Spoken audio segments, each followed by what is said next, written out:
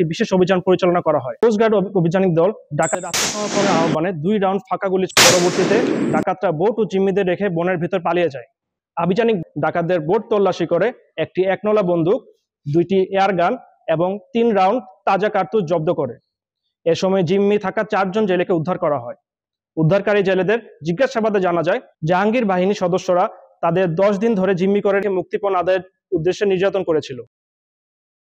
গোপন সংবাদের ভিত্তিতে জানা যায়, সুন্দরবনের কুখ্যাত ডাকাত জাহাঙ্গীর বাহিনী শিবসা নদী সংলগ্ন আরবাউনি খাল এলাকায় কয়েকজন জেলেকে জিম্মি করে রেখেছে। প্রাপ্ত তথ্যের ভিত্তিতে আজ 3 অক্টোবর 2025 তারিখ শুক্রবার ভোর 5টায় কোস্টগার্ড বেস মংলা ও আউটপোস্ট নলিয়ান কর্তৃক উক্ত এলাকায় একটি বিশেষ অভিযান পরিচালনা করা হয়।